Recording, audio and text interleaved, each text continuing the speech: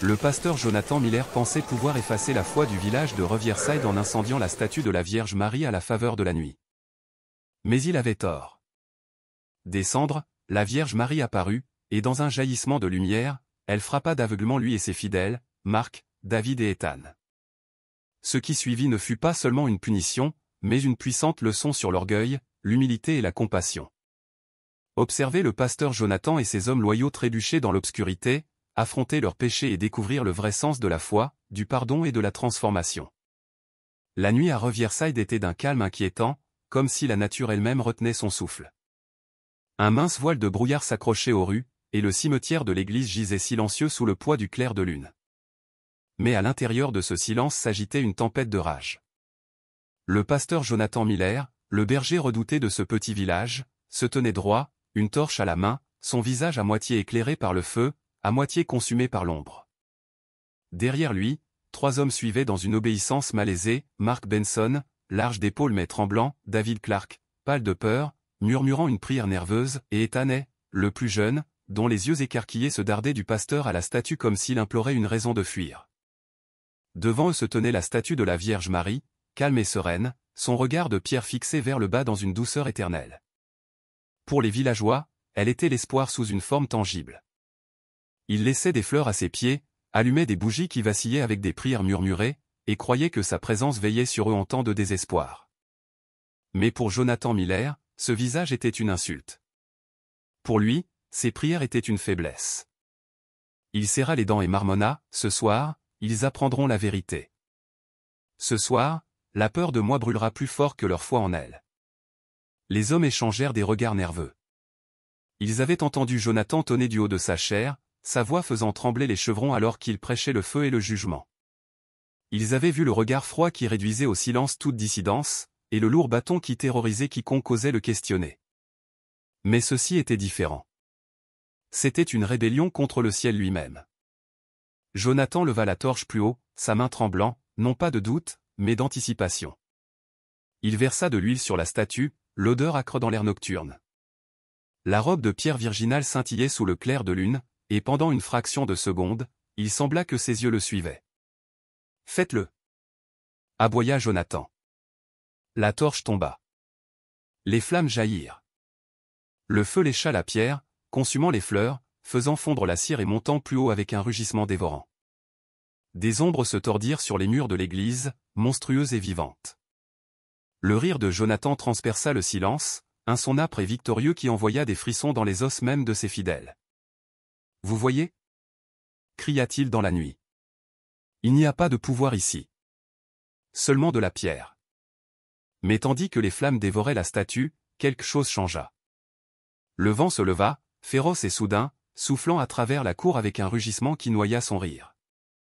Marc protégea son visage des braises. David tomba à genoux, se serrant la tête. Ethan murmura, « Ce n'est pas bien. Ce n'est pas bien. » Puis vint la lueur. D'abord faible comme le scintillement du clair de lune à travers le brouillard, mais elle grandit, plus brillante, plus chaude, jusqu'à repousser les flammes elles-mêmes. La silhouette de la Vierge Marie, bien que noircie, brillait d'une lumière épargnée par le feu. Le rire de Jonathan faiblit. Sa poitrine se serra. Pour la première fois, ses yeux trahirent la peur. Et puis une voix, douce mais lourde comme la terre elle-même, « Jonathan, pourquoi as-tu fait cela » Les hommes se figèrent. Leur cœur battait la chamade. Le feu ne semblait plus victorieux. Il semblait terrifié.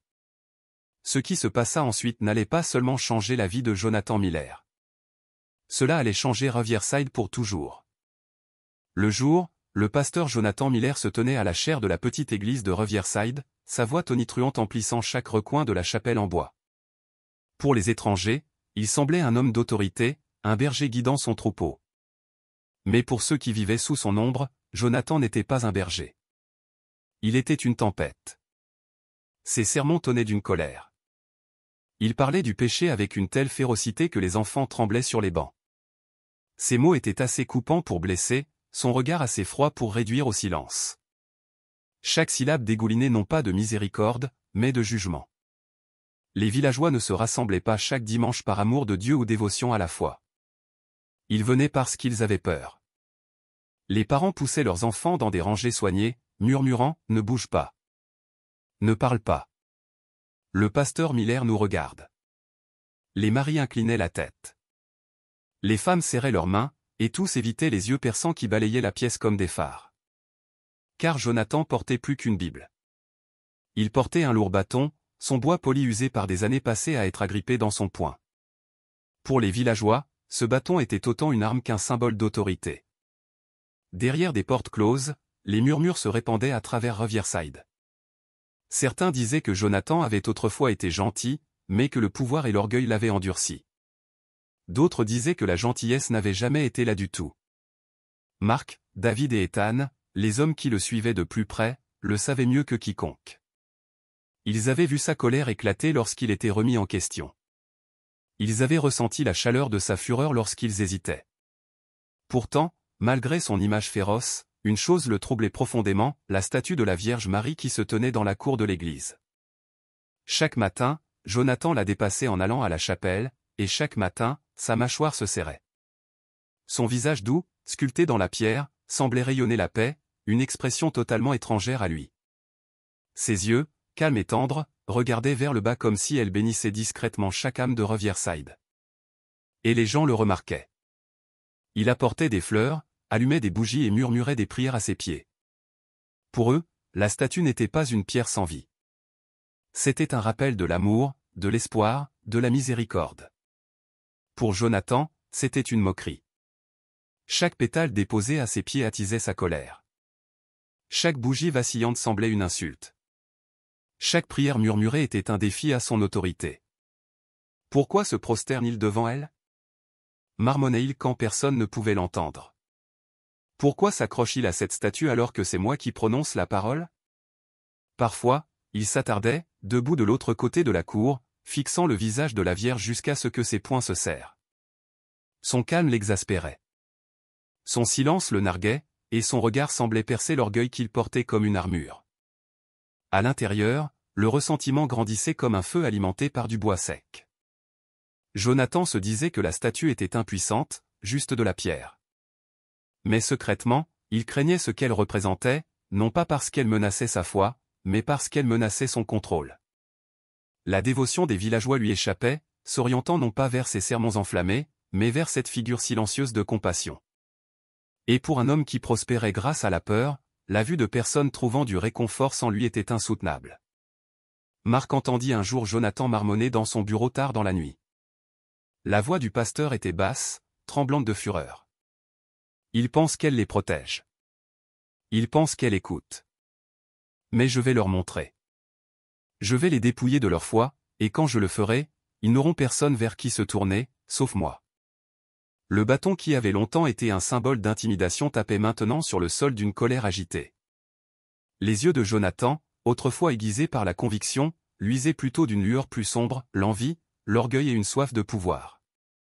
À Rivierside, personne n'osait le questionner à voix haute.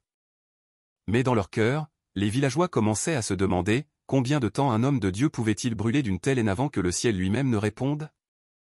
Et tandis que le soleil plongeait derrière les collines, projetant de longues ombres sur le village, la colère de Jonathan le suivit chez lui. Le visage de la Vierge Marie le hantait, ses yeux calmes persistant dans son esprit même lorsqu'il essayait de dormir. Chaque nuit, sa fureur grandissait. Chaque nuit, la pensée de la détruire semblait moins un péché qu'une mission qui allait bientôt embraser Rivierside. Le vent hurlait cette nuit-là, portant l'odeur d'une pluie qui ne vint jamais. Au village de Rivierside, les volets étaient tirés et les lampes vacillaient faiblement, comme si chaque foyer craignait instinctivement ce qui allait se passer. À l'intérieur du presbytère, le pasteur Jonathan Miller était courbé sur son bureau, une seule bougie projetant des ombres dentelées dans la pièce. Sa main serrait le bâton qu'il portait partout, le tapant rythmiquement contre le plancher de bois. Chaque coup résonnait comme un tambour de guerre. Le visage de la Vierge Marie le hantait toujours. Son doux regard gravé dans son esprit, son silence plus fort que ses sermons. Sa fureur avait mûri en une seule pensée, la destruction. S'il cesse un jour de l'adorer, alors j'y mettrai fin moi-même, murmura-t-il, sa voix tremblant de venin. Une étincelle, un feu, et leur illusion disparaîtra pour toujours. Ils me verront. Ils me craindront. Il se leva, ses lourdes bottes craquant sur le plancher. La lumière de la bougie vacilla comme si elle reculait de sa présence. Jonathan savait qu'il ne pouvait pas le faire seul. Pas cette fois. Il avait besoin de témoins. Il avait besoin d'obéissance. Il avait besoin de ces 3 ombres. Il les convoqua en frappant du poing à l'ancienne porte de la chapelle. Quelques instants plus tard, Mark Benson, large d'épaules et loyal par peur, apparut le premier. Sa mâchoire était serrée, mais ses yeux trahissaient l'hésitation. David Clark vint ensuite, pâle et agité, ses mains se tordant comme s'il priait déjà pour la miséricorde. Enfin, Ethan est, le plus jeune, à peine plus qu'un garçon. Son visage était partagé entre la crainte et l'effroi de l'homme qu'il suivait. Le regard de Jonathan les balaya. « Ce soir, déclara-t-il, nous mettons fin à ce mensonge. » Les hommes se décalèrent mal à l'aise. Mark éclaircit sa gorge. « Pasteur, que voulez-vous dire ?» Jonathan se pencha en avant, son ombre s'étendant sur eux comme une bête prête à bondir. La statue, le faux espoir qui enchaîne ce village. Nous allons la brûler. Nous leur montrerons qui détient le vrai pouvoir. Silence. Le seul son était le gémissement du vent pressant contre les murs de la chapelle. Les lèvres de David s'entr'ouvrirent comme pour objecter, mais Jonathan abattit son bâton sur le sol. Le craquement résonna comme le tonnerre. « Si vous tenez à vos vies, siffla Jonathan, vous obéirez. » Le poids de ces paroles pesait sur eux plus lourdement que n'importe quel fardeau. Les épaules de Mark s'affaissèrent dans une soumission réticente. David déglutit difficilement, murmurant une prière brisée sous son souffle.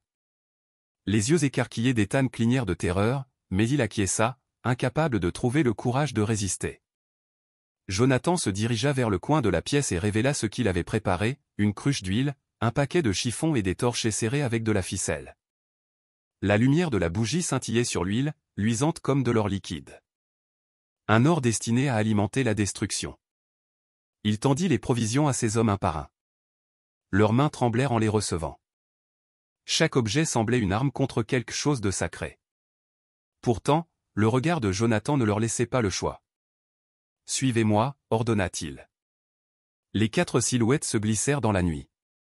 Le village gisait silencieux, les rues pavées étincelant de rosée.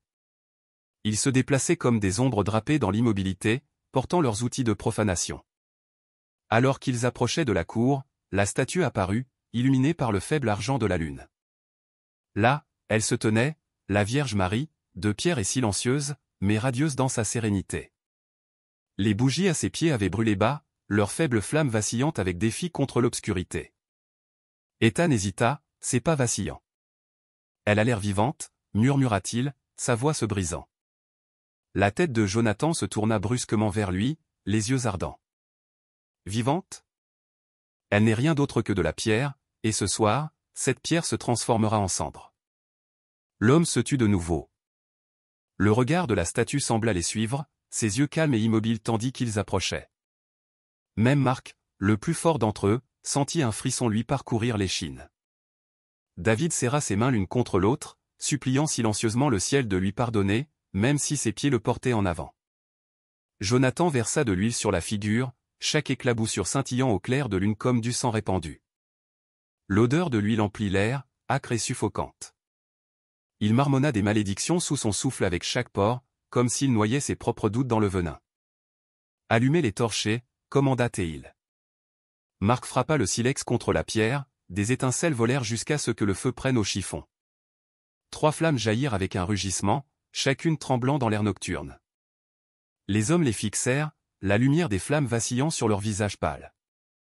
Les lèvres de Jonathan se tordirent en un sourire déformé. « Le sentez-vous ? Le pouvoir entre vos mains. Ce soir, nous leur donnerons une leçon qu'ils n'oublieront jamais. » Il s'approcha de la Vierge Marie, la torche levée haut.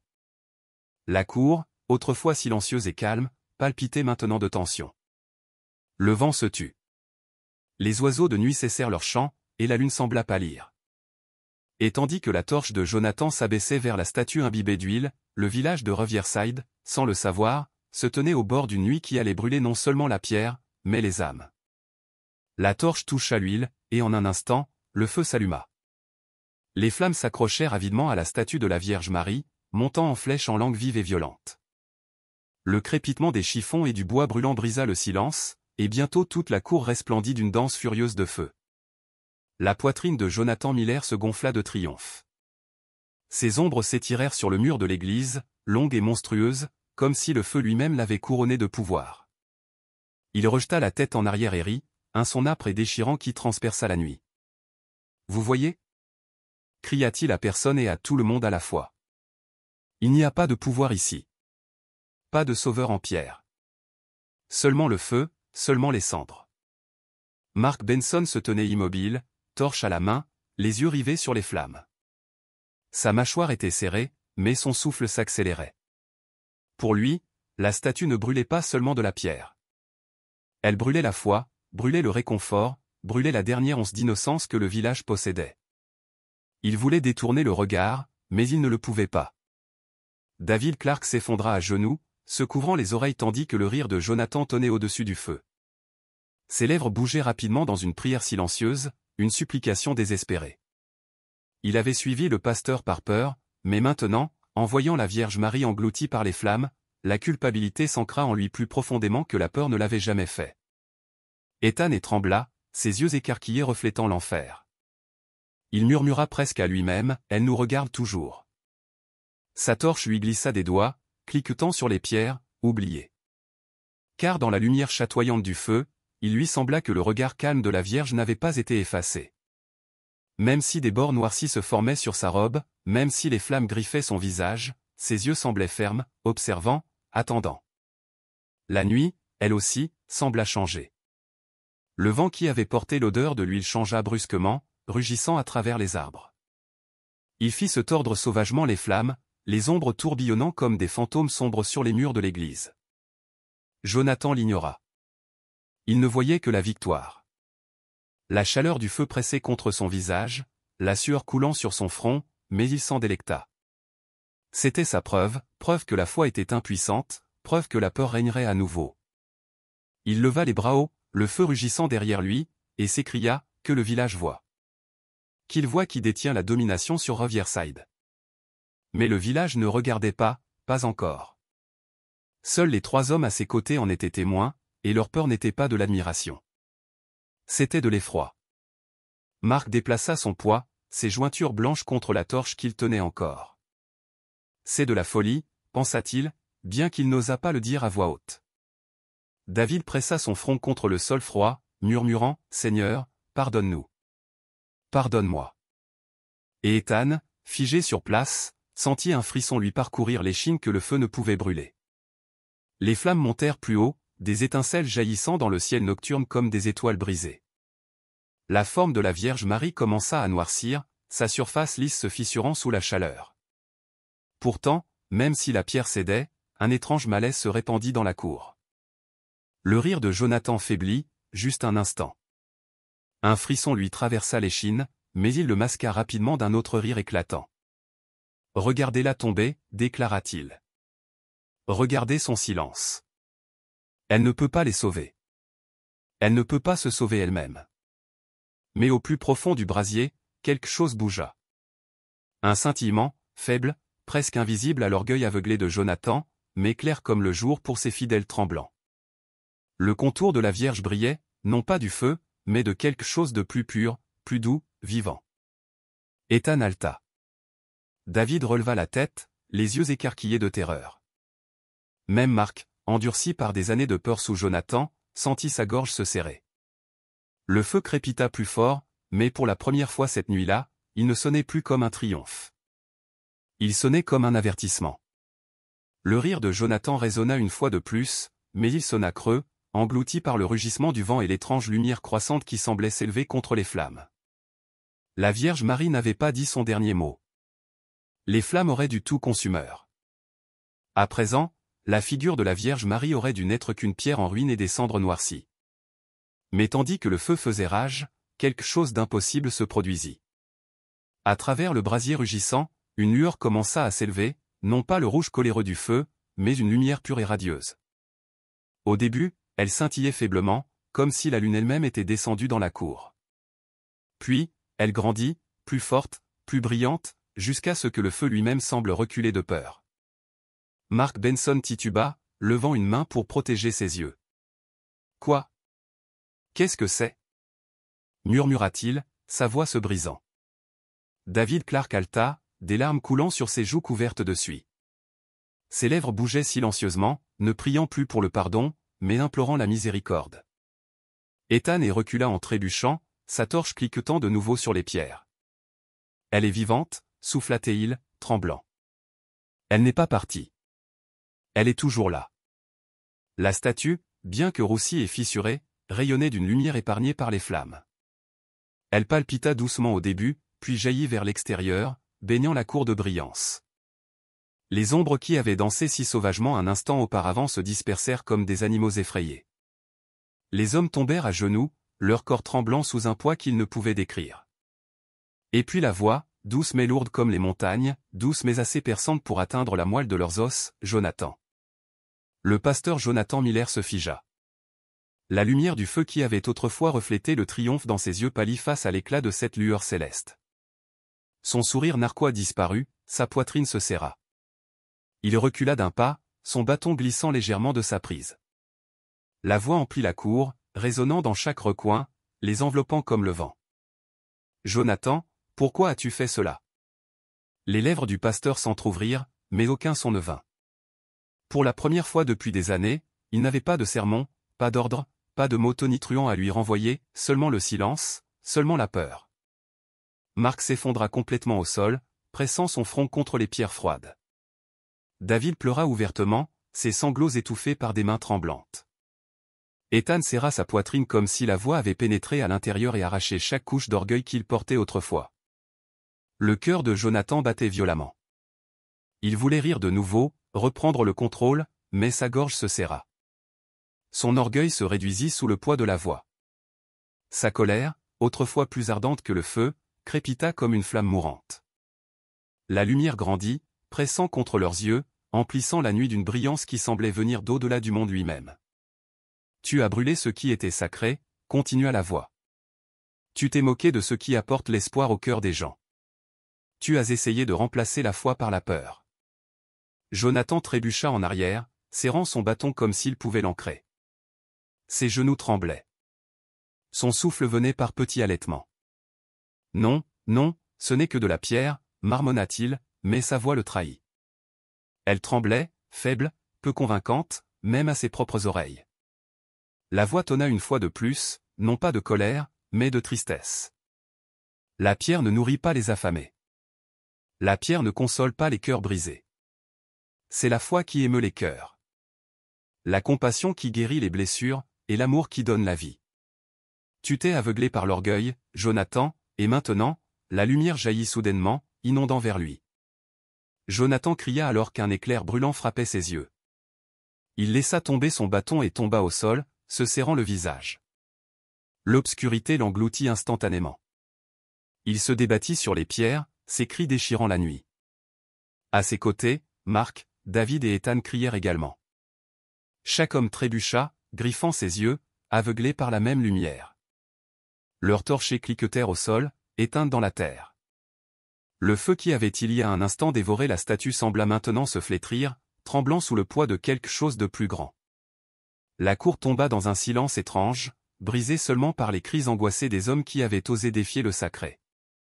Jonathan gisait, se tordant, serrant ses yeux, murmurant entre les cris, « Je ne vois pas. Je ne vois pas. » Mais dans cette obscurité, des images commencèrent à se former, non pas à travers ses yeux, mais dans son esprit. Il vit les villageois prier. Il vit les fleurs déposées délicatement aux pieds de la Vierge. Il vit les bougies vaciller non pas comme une faiblesse, mais comme un espoir. Et par-dessus tout, il sentit la voix, maintenant plus douce, emplissant le vide autour de lui, « Tu as cherché à détruire. Maintenant tu apprendras. » L'orgueil aveugle plus profondément que le feu n'aurait jamais pu. Le corps du pasteur trembla. Pour la première fois, il comprit la peur. Non pas la peur qu'il avait imposée aux autres, mais la peur d'avoir son âme mise à nu devant quelque chose de bien plus grand que lui-même. Et dans cette peur, un germe de repentir s'agita. Jonathan Miller griffait ses yeux, ses cris déchirant la nuit comme un tissu déchiré. Le bâton qui symbolisait autrefois son pouvoir gisait abandonné sur les pierres, inutile contre la force qui l'avait frappé. Ses fidèles se tordaient à ses côtés, leurs cris faisant écho aux siens. Mark Benson trébucha aveuglément, s'écrasant contre le mur de la cour. Ses mains calleuses raclaient la pierre, mais aucune vue ne vint le guider. Sa voix se brisa de panique. « Je ne vois pas, pasteur. Que nous arrive-t-il » David Clark tomba au sol, tremblant violemment. Il pressa ses paumes sur ses yeux comme s'il pouvait chasser l'obscurité. Mais peu importe à quel point il frottait, le monde autour de lui restait scellé dans le noir. Ses prières, autrefois murmurées avec honte, s'échappaient maintenant entre les sanglots. « Mon Dieu, pardonne-nous. Pardonne-moi, s'il te plaît. » Ethan se recroquevilla sur lui-même, se balançant d'avant en arrière sur la terre froide, son jeune visage tordu de terreur. « C'est parti. La lumière est partie. Je ne vois plus rien. » Sa voix se brisa comme celle d'un enfant, sa peur brute et non dissimulée. La cour était tombée dans un silence étrange et glacial.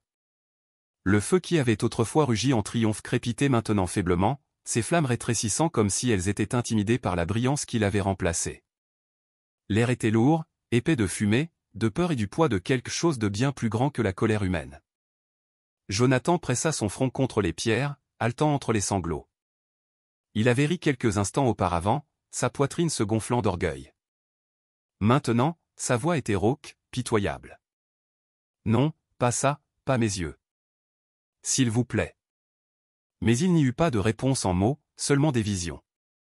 Dans l'obscurité suffocante, Jonathan vit non pas le feu qu'il avait allumé, mais les vies qu'il avait méprisées. Des enfants agenouillés en prière, murmurant pour de la nourriture lorsque leurs estomacs grognaient de faim. Des femmes déposant des fleurs au pied de la statue, demandant la force d'endurer la maladie. Des hommes allumant des bougies avec des mains tremblantes, trouvant du réconfort pour un chagrin trop lourd à porter seul. La scène le frappa plus durement que la cécité n'aurait jamais pu le faire. Chaque image déchira son orgueil, le dénudant. Son cœur, autrefois une forteresse d'arrogance, trembla sous le poids de ce qu'il n'avait jamais voulu voir. Marc le vit aussi. Sa vue était partie, mais dans son esprit apparurent les visages des villageois qui l'avaient intimidé, les enfants qui le regardaient avec peur au lieu de confiance. Il vit leurs yeux effrayés, leurs petites mains se serrant l'une l'autre de peur. Sa poitrine se souleva tandis que la culpabilité le déchirait. Les tremblements de David s'aggravèrent en voyant comment son obéissance aveugle avait alimenté la cruauté de Jonathan. Il avait suivi, sans jamais questionner, sans jamais résister, toujours obéissant. Et dans ses visions, il réalisa la vérité. Ce n'était pas seulement l'orgueil de Jonathan qui avait alimenté le feu, mais sa propre lâcheté. Son obéissance aveugle avait été aussi destructive que l'arrogance de Jonathan. David s'écria, « J'ai suivi la peur, pas la foi. Je l'ai laissé m'aveugler bien avant cette nuit. » Et Ethan, le jeune et impressionnable Ethan, trembla violemment tandis que sa vision se déroulait.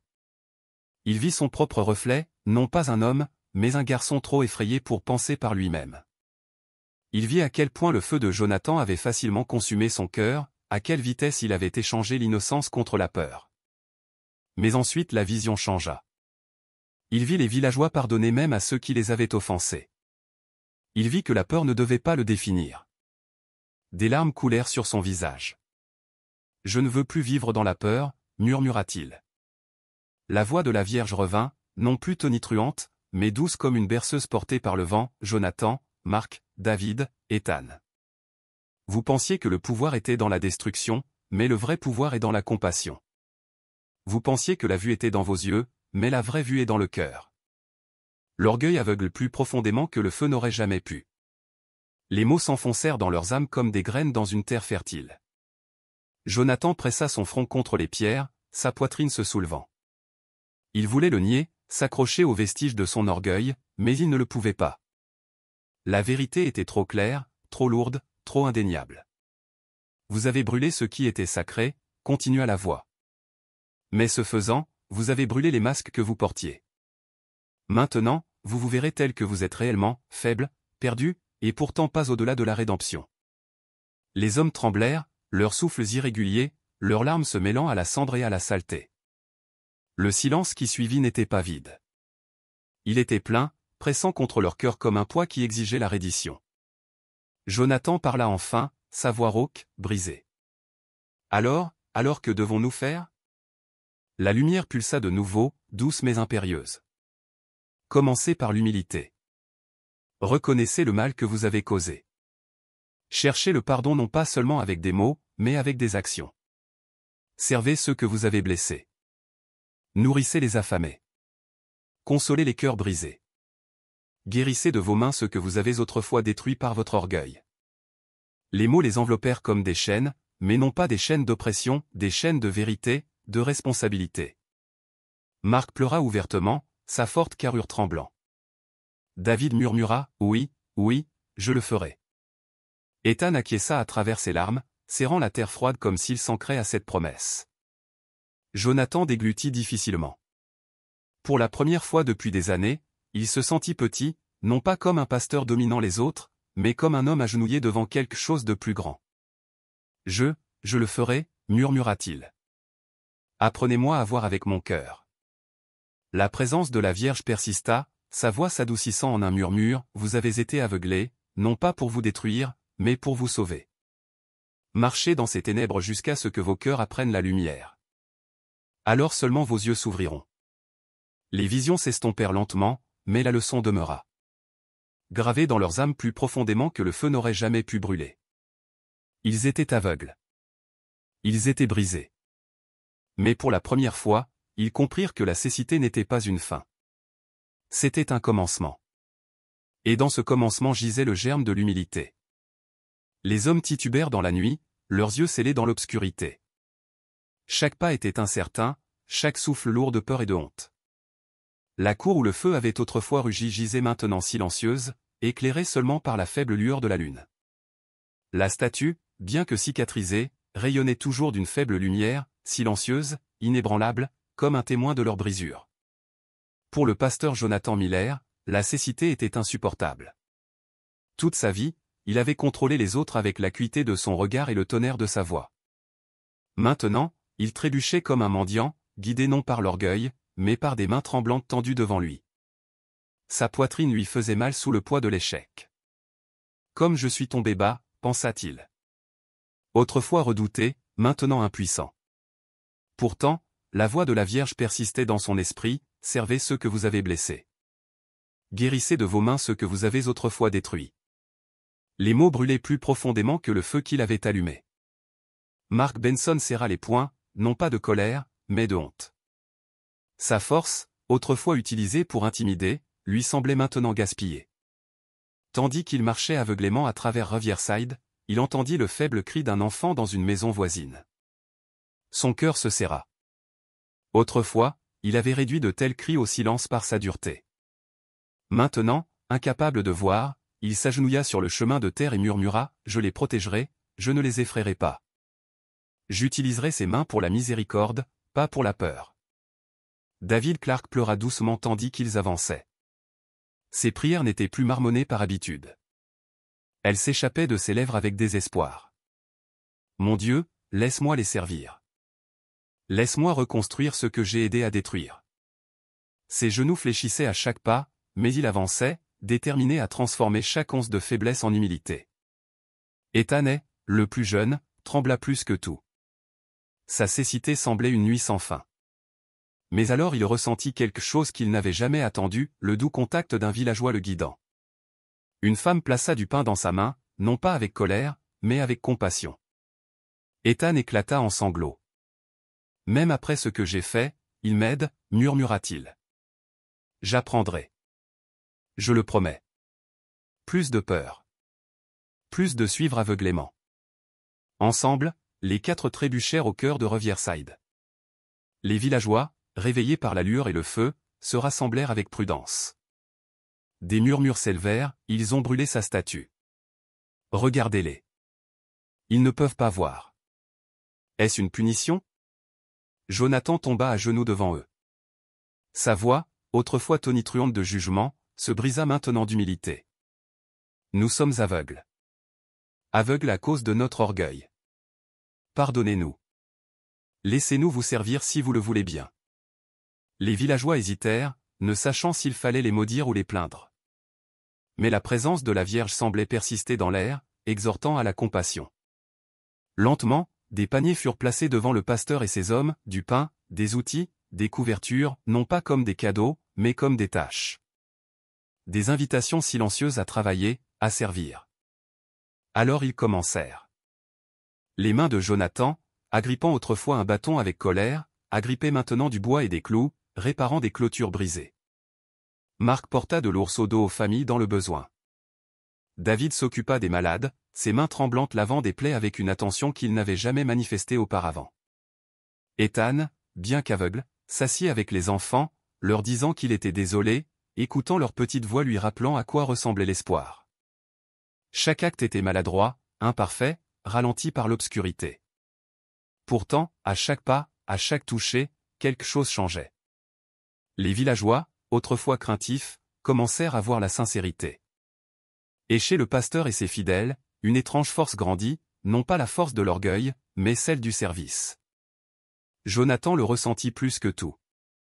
À chaque planche qu'il clouait, à chaque mot d'excuse qu'il prononçait, le poids sur sa poitrine se souleva légèrement. Il réalisa que le pouvoir n'était jamais dans le fait de commander la peur. Il était dans le fait de s'agenouiller assez bas pour relever les autres. Cette nuit s'étira longtemps, mais l'obscurité ne semblait plus une punition. Elle semblait un maître. Et dans cette cécité, Jonathan Miller et ses hommes commencèrent à voir plus clairement que jamais auparavant. La longue nuit de labeur s'écoula jusqu'à l'aube. Le ciel au-dessus du village de Riverside brillait de faibles traînées d'or, mais pour Jonathan Miller et ses 3 fidèles, le monde était toujours enveloppé dans l'obscurité. Leurs yeux restaient scellés, pourtant leurs mains n'avaient pas été inactives. Les paumes de Jonathan étaient ampoulées à force de marteler les clôtures brisées pour les remettre en place. Ses genoux étaient à vif d'avoir été à genoux devant les portes des villageois, confessant ses fautes. Chaque acte d'humilité lui semblait plus lourd que n'importe quel sermon qu'il avait jamais crié. Mais il se sentait aussi étrangement libérateur. Son cœur, autrefois endurci, tremblait maintenant d'une chose nouvelle, la sincérité. Mark Benson avait porté de l'eau jusqu'à ce que ses épaules soient douloureuses, guidé par les voix des enfants qui ne le craignaient plus. Tandis qu'il trébuchait dans l'obscurité, il les entendit rire doucement, non pas par moquerie, mais par soulagement. Pour la première fois, Mark sourit à travers son épuisement. Ils ne me craignent plus, pensa-t-il. Peut-être voit-il quelque chose de mieux en moi. David Clark s'occupa des malades en silence, lavant des plaies avec une douceur étrangère à ses mains. Ses prières ne suppliaient plus pour sa propre sécurité, mais pour la guérison de ceux qui se trouvaient devant lui. Il réalisa que l'obéissance à l'amour était bien plus forte que l'obéissance à la peur ne l'avait jamais été. Et Ethan s'assit avec les pauvres, écoutant plus qu'il ne parlait. Bien qu'aveugle, il sentit la chaleur de petites mains touchant les siennes. « Nous te pardonnons », murmura un enfant. Ethan éclata en sanglots, son cœur meurtri à la fois par la honte et l'espoir. « Si même eux peuvent me pardonner, alors peut-être puis-je me pardonner à moi-même. » Au matin, le village bourdonnait d'un espoir prudent. Les 4 hommes, autrefois redoutés, étaient maintenant des serviteurs, maladroits, aveugles, mais sincères. Et les villageois, touchés par leurs brisures, commencèrent à s'adoucir. C'est alors que la présence de la Vierge Marie revint. L'air devint immobile, silencieux comme si le ciel se penchait pour écouter. Une chaleur se répandit sur la cour où leur voyage avait commencé. Jonathan se figea, son souffle se coupant dans sa gorge. Les autres se turent, leur souffle laborieux s'apaisant. Une voix, douce mais impérieuse, emplit l'espace. « Jonathan, Marc, David, Ethan, vous avez commencé à servir. Vous avez courbé votre orgueil, et dans votre cécité vous avez appris à voir. Maintenant, il est temps. » Jonathan trembla. Tant pourquoi? Sa voix se brisa, craignant d'espérer. Temps de voir de nouveau. Non pas avec orgueil, mais avec humilité, non pas avec colère, mais avec amour. Une chaleur soudaine se répandit dans la poitrine de Jonathan, montant à son visage, s'infiltrant dans ses yeux. Il haleta, serrant le sol tandis que la lumière, la vraie lumière, éclatait contre l'obscurité. Lentement, prudemment, il ouvrit les yeux. Le monde revint en flot. Les couleurs semblaient plus vives, le ciel plus riche, les visages des villageois plus clairs qu'il ne les avait jamais connus. Mais ce qui le frappa le plus, ce n'était pas ce qu'il voyait. C'était la façon dont il voyait. Pour la première fois, il regarda non pas avec supériorité, mais avec émerveillement. des larmes brouillèrent sa vision. « Je peux voir, murmura-t-il, tombant à genoux. Mon Dieu, aide-moi. Je peux voir. » Marc cligna rapidement des yeux tandis que la lumière perçait sa cécité.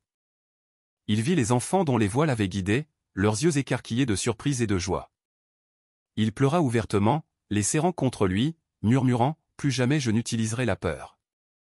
Seulement la force pour l'amour. » La vue de David revint dans un flot de lumière, et la première chose qu'il vit fut le visage d'un homme malade qu'il avait soigné. Les yeux fatigués du villageois pétillaient de gratitude. David inclina la tête, honteux mais reconnaissant. « Merci, murmura-t-il, des larmes coulant sur ses mains. » Ethan, le plus jeune de tous, ouvrit les yeux lentement, craintivement. Le soleil du matin faillit l'aveugler de nouveau, mais cette fois il l'accueillit. Autour de lui, les enfants applaudissaient et riaient, leur pardon écrit dans leurs sourires. Il rit aussi, sanglotant et souriant tout à la fois. Les villageois se rassemblèrent, étonnés, tandis que les 4 hommes pleuraient ensemble au centre de la place. Ce qui avait commencé comme une punition était devenu un miracle. La cécité s'était transformée en vision, l'orgueil en humilité, la peur en compassion. Jonathan regarda ses fidèles, puis les villageois, sa voix ferme, bien que son corps tremblât. « Nous étions aveugles, mais plus maintenant. Nous voyons maintenant avec les yeux, oui, mais aussi avec le cœur. » La voix de la Vierge persista une dernière fois, chaude comme le soleil levant, « Souvenez-vous de ce jour. La véritable vision naît de l'amour, pas de l'orgueil. La véritable force vient du service, pas de la destruction. On vous a rendu la vue. Utilisez-la sagement. » Tandis que la lumière du matin baignait Riverside, Jonathan et ses fidèles pleurèrent ouvertement, leurs larmes brillant comme la rosée sur les pierres. La punition était terminée. La leçon ne faisait que commencer. Et dans cette leçon, un miracle fut scellé pour toujours. Le soleil monta plus haut sur le village de Riverside, sa lumière dorée se répandant sur les toits et les pavés, chassant les ombres de la nuit précédente. Ce qui avait commencé comme un acte d'orgueil et de destruction s'était terminé par un miracle d'humilité et de renouveau. Le pasteur Jonathan Miller ne marchait plus comme un homme de peur. Il se déplaçait parmi les gens avec une tête baissée et des mains ouvertes, non pour commander, mais pour servir. Les villageois, autrefois effrayés par son bâton et son regard, virent maintenant dans ses yeux quelque chose de nouveau, l'honnêteté, le remords et la force tranquille d'un homme qui avait été brisé et refait. Mark Benson portait des paniers de nourriture, ses bras puissants autrefois utilisés pour intimider, portant maintenant des dons de vie. David Clark pria non pas dans une obéissance tremblante, mais avec sincérité, sa voix douce alors qu'il consolait les malades. Ethan marchait avec les enfants à ses côtés, riant à travers ses larmes, n'étant plus un garçon enchaîné par la peur, mais un jeune homme découvrant la joie de l'amour librement donné. La statue brûlée ne retrouva jamais son ancienne beauté. La pierre roussie et les fissures restèrent une cicatrice sur la cour, mais les villageois ne la virent pas comme une ruine. Ils la virent comme un témoignage, un rappel que la foi ne peut être détruite par le feu, que la compassion ne peut être réduite au silence par l'orgueil. La présence de la Vierge Marie a perduré, non pas dans la pierre, mais dans chaque acte de gentillesse, chaque moment de pardon, chaque cœur transformé. Riverside ne fut plus jamais le même. L'église, autrefois un lieu de jugement, devint un sanctuaire d'espoir. Les villageois se rassemblèrent non par peur des sermons, mais dans la chaleur d'une foi partagée. Et dans chaque recoin du village, des murmures se répandirent, même dans la destruction, l'amour a trouvé un moyen de renaître plus fort. Jonathan n'oublia jamais la nuit où il fut aveuglé. Ni Marc, David, ou Ethan. Ils portèrent ce souvenir comme un fardeau et un don, une cicatrice et une bénédiction. Chaque pas qu'ils faisaient leur rappelait qu'on leur avait donné une seconde chance. Et de telles chances ne doivent jamais être gaspillées. Ainsi, l'héritage de cette nuit perdura, non seulement à Riverside, mais dans chaque histoire racontée autour des foyers, dans chaque prière murmurée par ceux qui entendirent, un avertissement contre l'orgueil, un appel à l'humilité, un témoignage du feu guérisseur de l'amour. Et maintenant, alors que vous terminez cette histoire, souvenez-vous, l'orgueil détruit, mais la compassion guérit. L'obscurité aveugle, mais la foi donne la vraie vue. Si cette histoire vous a touché, ne la laissez pas s'arrêter là. Rejoignez-nous sur Stories of Grace, où les leçons de foi, d'amour et de rédemption continuent de briller. Abonnez-vous, partagez et laissez ces histoires nous rappeler à tous que même dans nos moments les plus sombres, La grâce peut nous ramener à la lumière.